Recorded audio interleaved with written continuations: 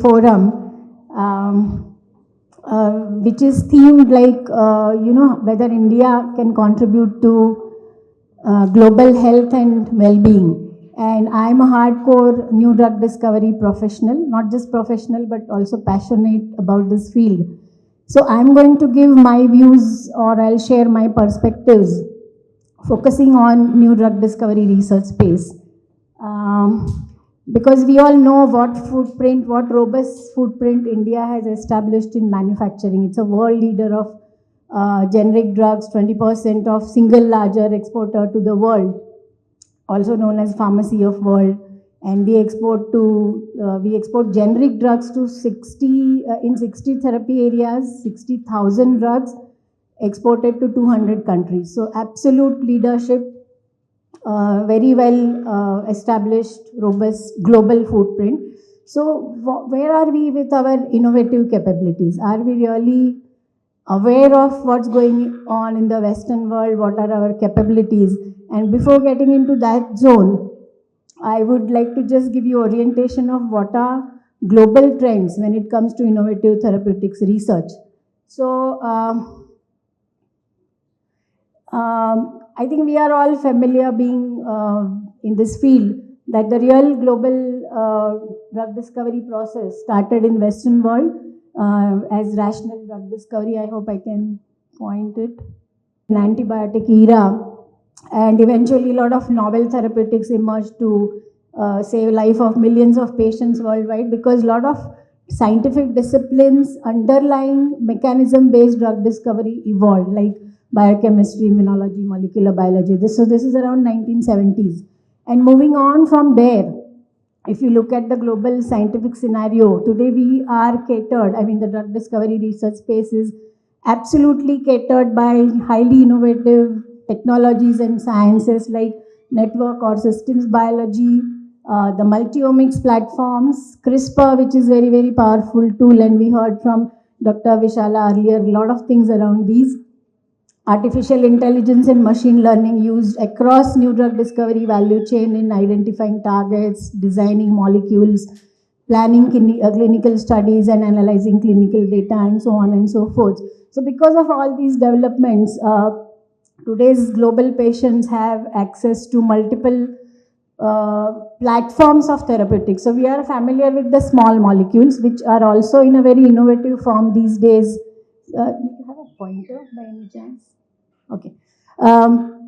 So small molecules traditionally known to all of us, but they are now, all medicinal chemists try to focus around Lipinski's rule of 5 when they design molecules. But these days, the molecules are all violators of rule of 5. They are covalent binders appearing in very different forms. Antibodies, of course, monoclonal antibodies, hundreds of them are approved, we know. Now we have bispecific, which bind to 2 different antigenic specificities, trispecifics, and now even multispecifics. We have gene therapy, DNA or nucleic acid therapeutics we heard in the previous talk, so they also come in different formats. We have peptides, well known, insulin, all of us know, but they were all injectable peptides, because if you ingest peptide, it will get digested in stomach. So the newer peptides are all oral. So it's a phenomenal science, phenomenal technology. And of course, gene therapy, viral, non-viral vectors, CRISPR tool, variety of decisions like embryonic cell or somatic, and the last one is cell therapy. Again, variety of choices and decisions to make, whether you want to go for stem cell, non-stem cell, non-stem cell, immune cell based or non-immune cell based, etc. So it's a huge interplay of science, very intense interplay of science, and the drug discovery researchers have to make lot of decisions. Each of these is a super specialized area, starting from discovery to animal and human studies, manufacturing, quality control, marketing, everything. So phenomenal change, and we are truly at a revolutionary stage as far as the new drug discovery research is concerned. And this therapeutics also evolved because the drug discovery approaches also evolved. Looking at the non-druggable targets and also changing the paradigm. There's a paradigm shift from one molecule, one target to one molecule, multiple targets, so as to have enhanced efficacy. And with all this, in line with all these changes, the pharma business model changed from blockbuster drug to personalized or precision medicine, because disease can have many underlying mechanisms and one drug is not going to serve unmet medical needs of all patients. So that's how things are changing. And this is just a list of approved drugs. There are many slides which are overcrowded. I don't expect you to read into it. I'm going to give simple take-home messages. So these are all FDA approved drugs in 2024. So as you see, there is a mix of small molecules. Then there are monoclonal antibodies here. Then there are oligonucleotide drugs. There are injectable peptides and bispecific antibodies. So not only this year, but year on year, all these approvals have been happening, as a result of which huge global market. We are not market analysts, but just to give you a flavor, over the years also, so many different formats have been approved, and it's a tremendous, unbelievable market driven by single drug, like for example, Merck's topmost molecule, Keytruda, which is a anti-PD-L1 antibody. It gives benefit revenue of $25 billion to Merck, just a single drug, and in 1 year. So all these are top 20 blockbusters, 2023 listed. All the other, I think around 19-20 companies, they bring revenues of 6 to 14 billion by selling their single drug in 1 year. So these are selling. Simple message is they give some clinical benefit to patients. As a result, they are prescribed and they are driving this market. Now, despite all this, unmet medical needs do exist, and there is pressing need to discover new drugs, because the diseases emerge in new form, or the existing drugs have safety limitations. Patients don't like to take them, low compliance, or even limited efficacy. So this new drug discovery research is a continuous process which is heavily science reliant. Again, there will be some slides here, couple of slides. Please don't try to read, but researchers are always looking at evolving science, not something which is already established, because something already established is already being used and is on market. So there's a lot of science emerging when it comes to disease mechanism, such as data from genomics and transcriptomics, proteomics, lipidomics, metabolomics, immunometabolomics, so on and so forth. So they constantly compare disease cell with healthy cell and come out with mechanisms of how the cells are different and what pathways could be upregulated, downregulated. Besides this, there is very hardcore science around the cell. So our body has something like 2.5 trillion cells, and a lot of things go haywire in multiple cells in a single disease. Even for a simple thing like cell death mechanism, we knew of necrosis. Now it is apoptosis, necroptosis, ferroptosis, variety of cellular stresses like ER stress, mitochondrial, oxidative, nitrosative, lot of cell switching, immune cell switching, epigenetic switching, altered proteins, misfolded proteins, lipidomes, and candidate genes which could be driving disease. All the time there are lists getting published. And above everything, there are these network biologists who constantly say that everything in body is connected.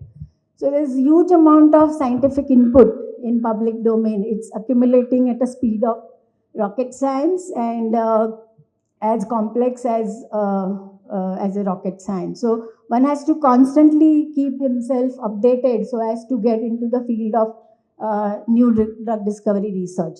So in short, the global trend currently in new drug discovery research is heavy reliance on cutting edge science. So I'm just going to share one or two examples of how the science is used to make highly innovative drugs to meet the unmet medical needs of global population. And the first example I'm going to pick from obesity, which is kind of epidemic now because of lifestyle changes or whatever. So this connect between brain and adipocytes was known way back from year 1900. But until 2005, there were no good drugs to treat obesity. until when this drug got approved, which was a GLP-1 agonist. So GLP-1 is incretin, and there was emerging understanding of incretin biology. So when the drug got approved in 2005, the biology started to evolve 10, 15 years, 20 years before that. And then many such analogs came on market. But the researchers continued to study incretin biology, and then they realized that besides GLP-1 as one incretin hormone, which works through its GLP-1 receptor, there are two more, GIP and glucagon receptor. So why not try to design a single molecule to modulate both, or modulate all three, so as to enhance efficacy and of course have a tolerable safety profile. So this is a Herculean task, because these receptors are not related to each other, neither at gene level nor protein level. 3D structures are different, but yet scientists achieved that, and not just achieved on paper or in laboratory, but recently this Eli Lilly got approval to this tirzepatide, which is also called as Mounjaro, which gives phenomenal weight loss because it modulates two receptors. And the weight loss is comparable to bariatric surgery. It's a 2-digit weight loss, first time in the history of anti-obesity treatment, and patients don't like to undergo surgery. So this is a dream come true drug for the patients as well as for the doctors to prescribe. And another molecule in this space I want to highlight, because that is also a dual modulator like tirzepatide. But if you look at the structure carefully, it's a brilliant structure, which is monoclonal antibody, Y-shaped, and it has two pink colored overhangs, which is a peptide. So it's a hybrid of monoclonal antibody and a peptide, and it modulates pharmacology into reverse direction. It's an agonist of one receptor and antagonist of other. So it's a brilliant science. I mean, how much to praise? I don't have words, to praise this approach and the way the science is used. So this is one example, and coming to immuno-oncology, where there is most happening space today. So it's again known through all these scientific advancements that a cancer or tumor has multiple unique signatures, metabolic signatures, hypoxia and pH gradient, multiple cell types, extensive cytokine network, so as to keep the tumor microenvironment highly immunosuppressed, and it prevents the anti-inflammatory cytokines or pro-inflammatory cytokines under check. Variety of immune checkpoints. So this is again very smart technology used by tumors to paralyze our immune system or to hijack our immune system. So these are breaks to immune system, and variety of these are expressed, variety of these have been targeted now, and a lot of epigenetic switches. So factoring all this into drug discovery program, year on year, there is increasing number of targets, innovative first-in-class targets available for researchers. And if you see these circles, they indicate number of innovative targets which are increasing year on year. And as a result of which, I'll show you some unbelievable statistics. There are about 6,000 molecules under evaluation, novel, first-in-class, under global trials or preclinical. There are 18,000 clinical trials listed. So it's a massive work. Several drugs approved. But despite that, as I said, the drug discovery research continues to meet other unmet medical needs. So a lot of approved therapeutics are also very impressive. There are more than 100 drugs, targeted drugs, approved in cancers. There are 6 CAR T cell therapies approved worldwide. And there are 11 antibody drug conjugates, which are also brilliant science, where the antibody is used to tag or target tumor cells, and the antibody is coupled to chemotherapeutic agent. So the agent is delivered selectively to tumor, unlike the first generation chemotherapeutics, which cannot differentiate between healthy and cancerous cells. So there are a lot of side effects. So this is a wonderful science and equally brilliant technological or technical support. So antibody drug conjugates, there are 150 more ADCs in clinical trials. So everywhere there is a lot of work happening. I'm just showing you tip of the iceberg, the treatments which are approved. Next therapeutic, and of course they are all growing. Their market demand is growing because their CAGR is like 10 to 16%, and their markets are also like $50 to $150 billion. So huge market. Another brilliant like drug discovery is science and art together. So one has to be really creative in thinking how to use science and whether XYZ hypothesis can be applied to your area of interest. So PROTACs are a big thing now, and that is a full form. I will not read into it, but it is a tool to induce degradation of proteins which you may not want because the protein is cause of disease.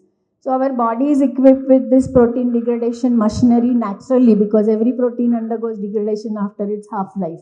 That machinery it has an enzyme called E3 elongase, which brings about ubiquination of protein, which is to be degraded. So then the thought was, why not design these linker small molecules which can specifically bind to the disease-causing protein and also bind on the other side to E3 elongase and induce degradation of the disease-causing protein. So again, it sounds like a sci-fi story or a fiction or a research project on paper, but it's not. I assure you, it's not a story that I'm narrating. It's actually most happening thing, and these are all 12, 14, 20 PROTAC molecules, proprietary from all different companies, which have reached phase 2 trials. So phase 2 trials, something reaches when there is a lot of relevant and positive data coming out from animal studies and early human studies. So this is a space to watch how much of it comes out on market. But again, brilliant use of science, like I'm repeatedly saying.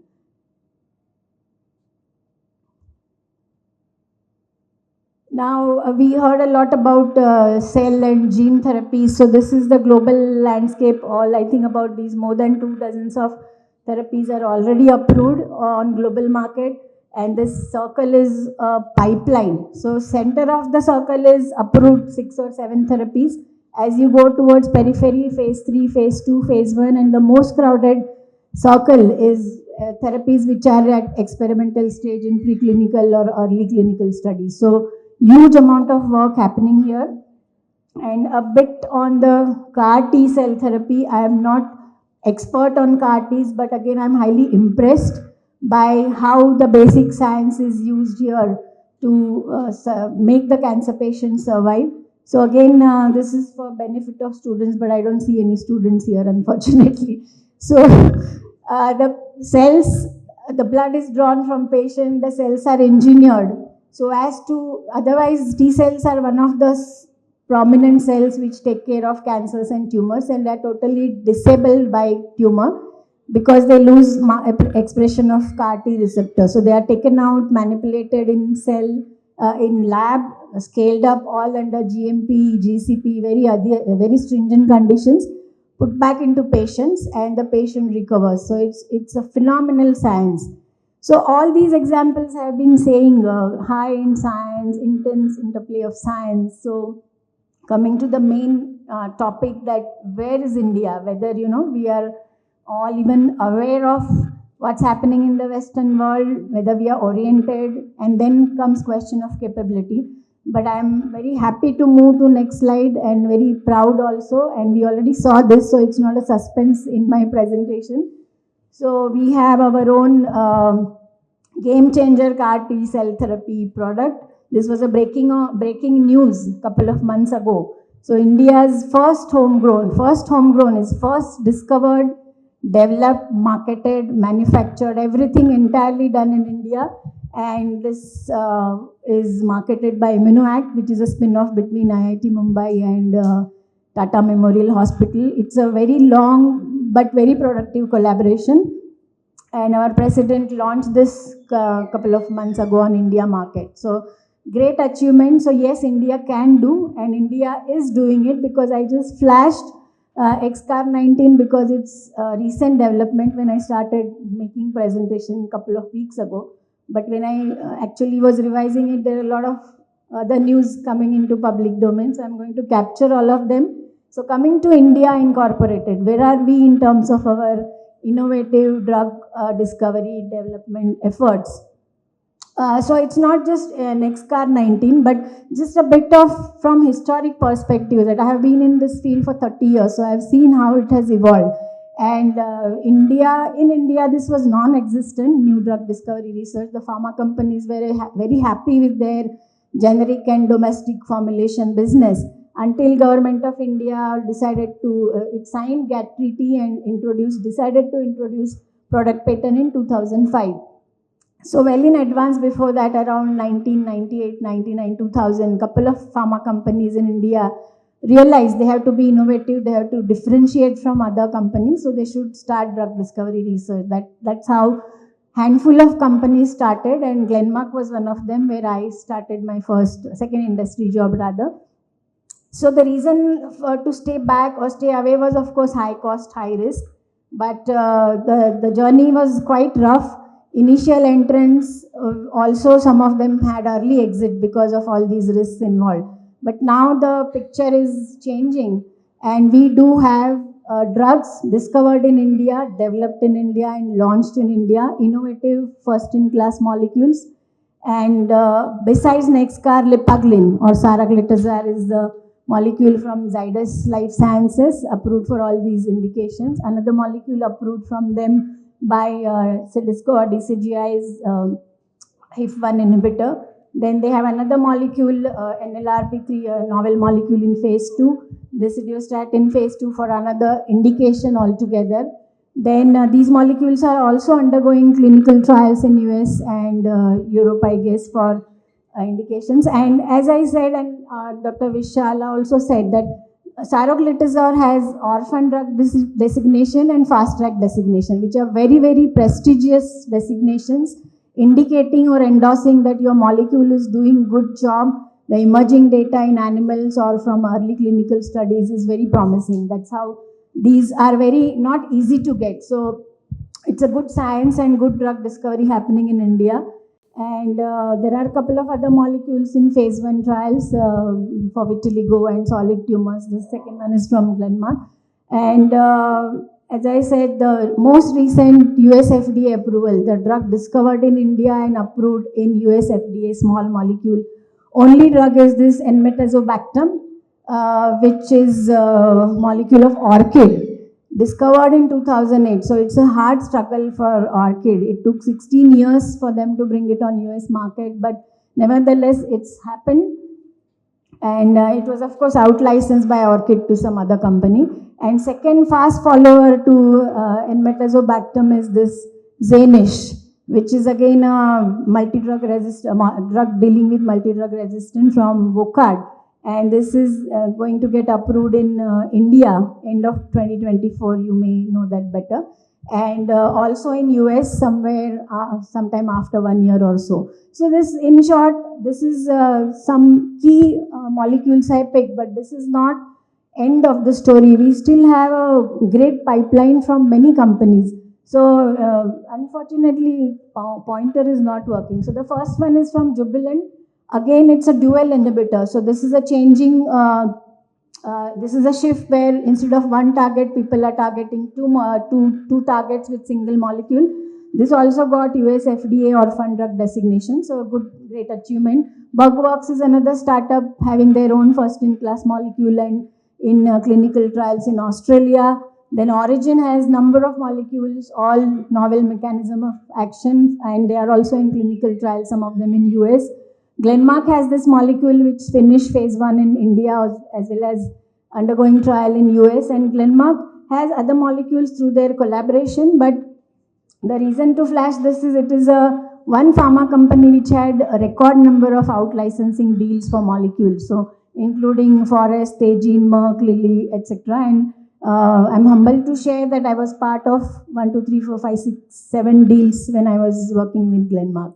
So this is again a snapshot or just a tip of the iceberg. This is total landscape of, again not total, I don't claim any completeness of information. The more you search, the more you get. This is a representative example of drug discovery landscape in India. There is not only established pharma companies like Biocon, Zydus, Glenmark, Vocard, Reddy's, etc. But there are also startups like Bugworks, Ahimune, Immunoact, Centella, Peptris.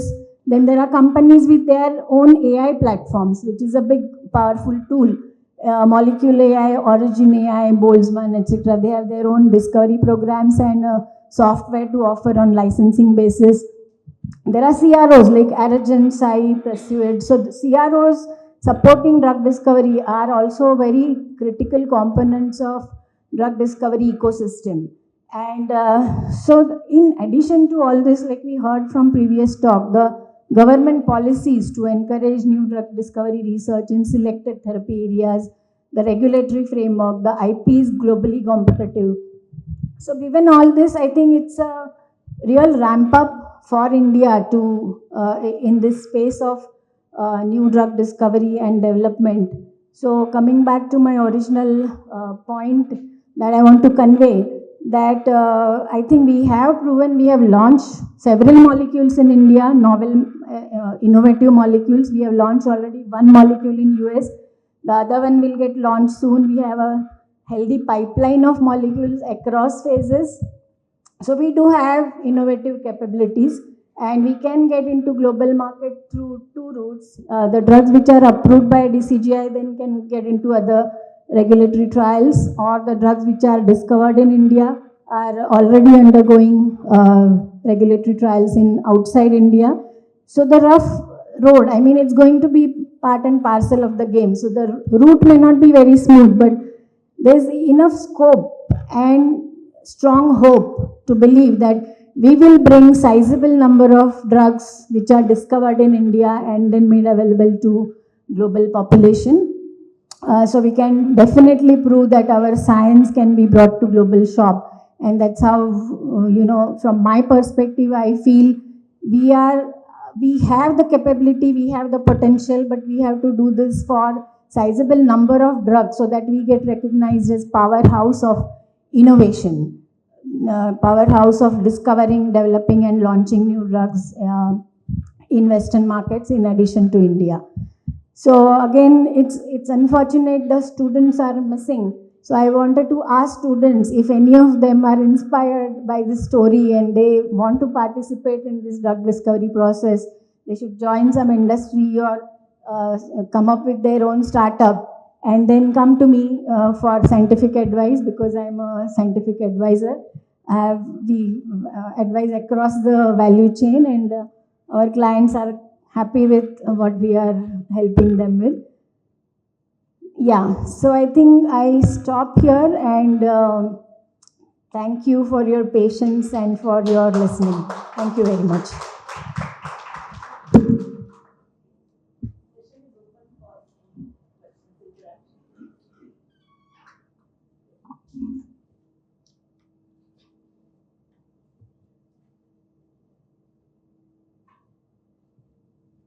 I think people are convinced with my message, so no questions. I would like to ask you one thing. Sure.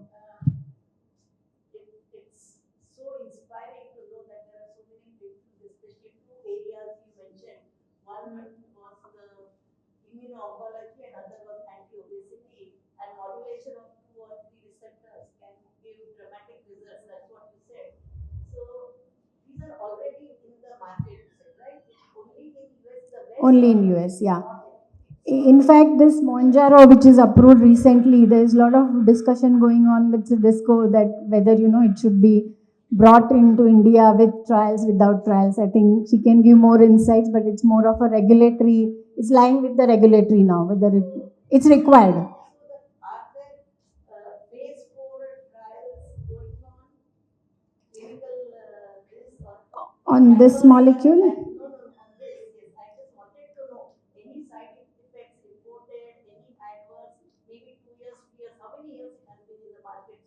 No, this is very recently launched. So during clinical trials, some side effects were noticed, in particular on the GI system.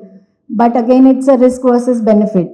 So which seems favorable, and whatever side effects are seen probably treatable by a clinician, but the time period is still too less to really determine whether the risk benefit ratio works in favor of this against bariatric surgery. That's what I think overall phase 1, 2, 3 and considering obesity as the indication, phase 3 trials were all more than 1 year duration. So I think at least 4 or 5 years clinical data. Maybe they have been asked to look at the post-marketing approval, I'm not sure. other oncology molecules, it's always required post-marketing, but I'm not sure about this particular molecule. But it is not safe. I mean, oncology related, definitely the benefit is bound to be more than the risk. Looking at the risk, but obesity is some, yes, lifestyle changes can lead to other diseases, but I think is more research required, or we are in a position to... No, there is a lot of research going on. There is one drawback of this therapy which is emerging, not fully endorsed, is also that when you stop taking the medication, probably you regain weight. There is emerging data, but not yet conclusive. So all this will evolve with time, and then there are a lot of other pharmacological combinations. This was dual. There are triple agonists, and then there are other entire pathways being targeted. So it's always interesting to see what works better and what is acceptable from safety perspective. Yes, Swati. It's very nice to hear about innovation, especially in India, but from my understanding, the pharma companies need deep pockets to do that. And you have worked in the industry for so many years. Is this a correct understanding, or have things changed? No, you're absolutely on spot. That's the reason I showed you Glenmark collaborations, and that's the business model adopted even by Origin and many companies. I don't think any Indian pharma currently can fully stay engaged in drug discovery, especially when US launch or outside India launch is targeted. These are huge, costing $2 billion for one drug discovery to market. But that's why we have innovative capabilities. So, and maybe go up to phase 1, phase 2 with your own expenses, and eventually try to find out a licensing partner, big pharma. And if your target is attractive, your data package is attractive, you do find big pharmas who have money, who don't want to spend those many long years in research, who have something good ready available to take forward. So it's a win-win business strategy, and that's how so many deals, even Glenmark struck 8 or 9 deals. Great question. Thank you.